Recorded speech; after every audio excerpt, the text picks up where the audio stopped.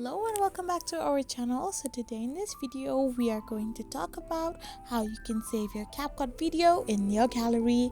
So without wasting much of our time, let's get straight into the video. So first and foremost, all you need to do is simply scroll to your home page and tap open your CapCut app.